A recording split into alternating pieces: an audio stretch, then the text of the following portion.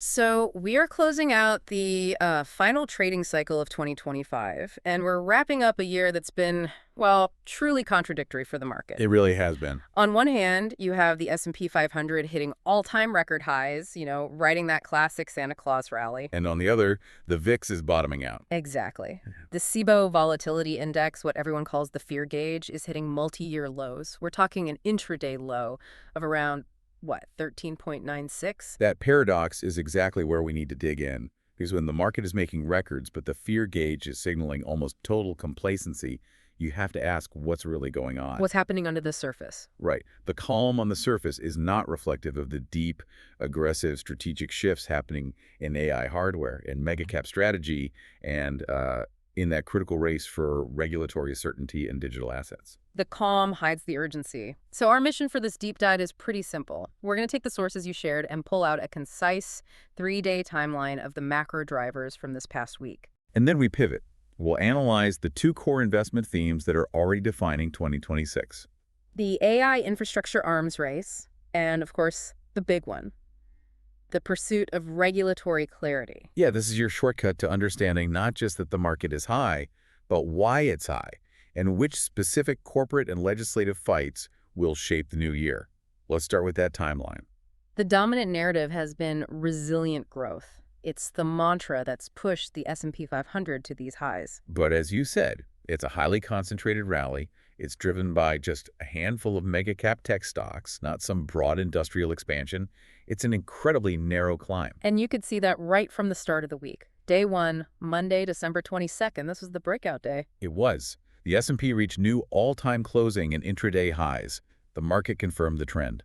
But I think the bigger signal was that VIX action. For it to fall to its lowest level since the end of 2024, that's pure psychology. It is. It's the market saying we're comfortable and we're willing to bet against volatility heading into the new year. Yeah, total confidence. Now, there was a fascinating footnote to all this comfort, and it came from the crypto space. It did.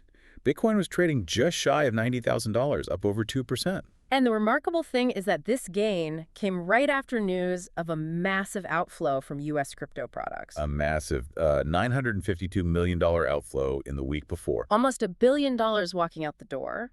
And the sources all point to one thing: regulatory uncertainty. And yet Bitcoin just shrugs and pushes higher. It shows you a real decoupling between institutional appetite for regulated products and the underlying asset itself. It really does. So that brings us to day 2, Tuesday, December 23rd. This is where we see that K-shaped economy you mentioned earlier. This is the clearest evidence. We got the delayed Q3 GDP report. And it was strong. Very strong. Robust growth at 3.8% annualized.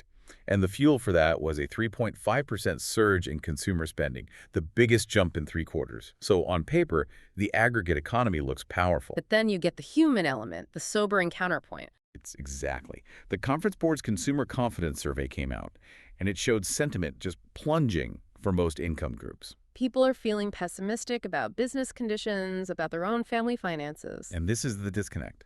That pessimism was not uniform at all. The survey clearly showed that confidence remained optimistic only for those earning over $125,000 a year. So the rally, the spending, it's all being supported by the top segment of the economy, the K-shape. That is the defining feature of the late 2025 market. And the market reacted immediately. Tech stocks like NVIDIA, Broadcom, they led the rally. And crucially, the bond market moved too. The 10-year Treasury yield ticked up to 4.17%. Right, and that yield rise is a signal. It means traders are reassessing their hopes for aggressive Fed rate cuts in 2026. If growth is this strong, the Fed has no reason to rush. The Fed can afford to be patient. Okay, so day 3, Wednesday, December 24th. A shortened session, thin liquidity, as you'd expect. Typical holiday trading. But we did get one piece of data that reinforced that stability narrative. The labor market. Jobless claims. They came in lower than expected at 214,000. It just reinforces that the overall labor market is still very tight, despite all the headlines about efficiency layoffs at certain big companies. So the macro setup is clear. Resilient growth, high confidence at the top, and a tight labor market. So looking ahead, we're watching pending home sales and the FOMC minutes. especially those FOMC minutes on the 30th. That will give us real insight into the Fed's debate about rate cuts after that surprisingly strong GDP report. Okay, so let's connect that macro environment to the micro, the individual company decisions. We saw three really interesting movers this week. Each one tells a clear story. Let's start with ServiceNow. They announced a massive acquisition, the cybersecurity firm Armis, for $7.75 billion. That is a big price tag. It is, but it's an aggressive play for market dominance. ServiceNow is shifting from just being a workflow automation company to becoming a central security operations platform. So they're integrating Armis's tech directly into their workflows. Right. Security isn't an add-on anymore. It's a seamless automated part of IT management. It's a strategic moat. That makes a lot of sense. But we saw the exact opposite of a strategic win for a legacy giant. Intel. Their shares dropped about 3% on Christmas Eve. And the news was deeply concerning. This is a major strategic failure.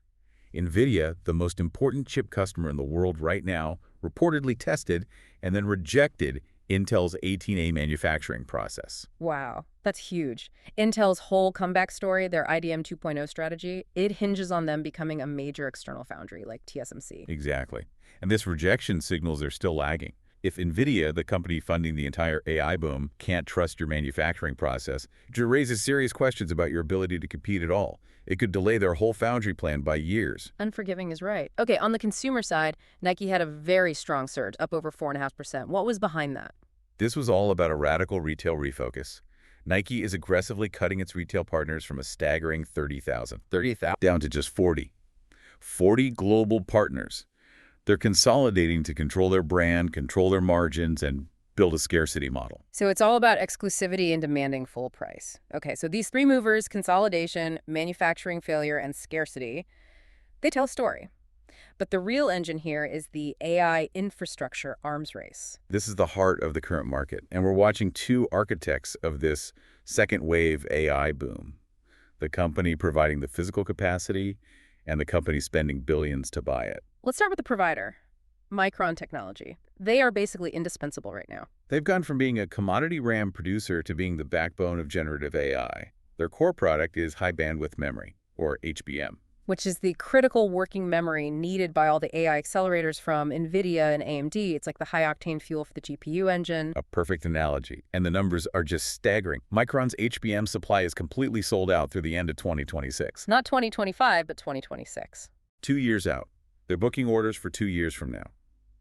As a result, analysts are projecting gross margins for this segment to trend toward an unheard of 70%. And you see that in the analyst upgrades. Bank of America raised its target to 300, Morgan Stanley went even higher. They all see this fundamental supply constraint, what we're calling the 3-to-1 squeeze. Which is a physical constraint on the supply chain. If you want to make HBM, it requires about 3 times the physical silicon wafer capacity compared to making standard DDR5 memory. So you can't just flip a switch and make more. It's like trying to build a fleet of custom sports cars instead of just stamping out sedans. Exactly. Each unit takes more time, more resources, more factory space, and that bottleneck is driving up prices for everyone, but it benefits Micron massively. So now let's look at the buyer side of that boom. Meta platforms. They're placing a monumental bet here. I mean, $70 billion in capital expenditures for 2025. This isn't just code. This is physical infrastructure. Massive GPU clusters, the Hyperion supercomputer for Llama 4. $70 billion is a staggering sum. That single number is larger than the GDP of many smaller countries. It's the kind of concentrated physical bet that defines the future of this sector. And what investors love is the pivot that comes with that spending. They're cutting spending in the loss-making reality labs, the Metaverse division, by up to 30% to reallocate to AI. The market sees that as disciplined. It's a continuation of their year of efficiency. They're cutting the money pit and pouring everything into the growth engine. And they actually have a tangible win on the hardware side, which is critical. The Ray-Ban Meta AI glasses. Sales have topped 3 million units this year. It gives them a mass-market physical interface for their AI assistant. It makes the whole thing tangible for people. And that combination of massive investment, cost discipline, and a successful product is why forecasts are so bullish. 247 Wall St. is projecting a target over $875. That's over 30% potential upside from here. You know, the scale of these multi-billion-dollar pivots From Micron selling out memory 2 years in advance to Meta betting $70 billion on physical gear, this is what actually defines where the world is going. It really is. And if you want to keep track of these monumental shifts, I mean the stuff that really matters, subscribing to this deep dive is your best shortcut. We only dissect the moves that have real implications, so make sure you hit that button and stay in the loop. Okay, shifting to our third major theme, the race for regulatory clarity in crypto. Right. We mentioned that $952 million outflow from U.S. crypto products. That institutional money is sitting on the sidelines for one reason. The regulatory holdup. It's all about the Clarity Act. So let's talk about that. The formal name is the Digital Asset Market Clarity Act of 2025. It passed the House with strong bipartisan support, 294 to 134. Momentum is there, but the Senate is the friction point. They're still assembling their own version, and that's pushed the key markup session to January 2026. And the goal of the bill is simple: replace uncertainty with structure. And that structure is everything. It clearly defines the roles. Think of it like dividing the highway. The Clarity Act gives the CFTC, the Commodity Futures Trading Commission, explicit authority over spot markets for digital commodities. The things deemed non-securities. Right. Meanwhile, the SEC keeps its authority over primary market fundraising. So the SEC gets the construction permits, the ICOs, while the CFTC gets the cash registers for daily trading. Institutions need that framework. And a huge step toward that predictability came on December 19th, the confirmation of Mike Seelig as the new CFTC chair. Permanent leadership. That's essential for establishing a predictable compliance path for the industry. And you can see this urgency reflected in key movers. XRP, trading around $1.92, is right at the center of this digital commodity debate. Its future is tied to the final language of this act. And then you have Solana, trading around 126. It's gaining traction for a slightly different institutional reason: tokenization. Hong Kong's insurance authority just proposed rules to let insurers invest in crypto and related infrastructure. Which further validates Solana's high-throughput architecture for major financial use cases, assuming that regulatory clarity follows. So when we synthesize this final week, the market surge is really driven by two massive shifts. The physical expansion of AI infrastructure, Meta's CapEx, Micron's HBM dominance, and the long-awaited legal framework for digital assets through the Clarity Act. Those are the two themes defining 2026. Now, we have to quickly acknowledge the risks here. Investing always involves risk. There's volatility in AI demand.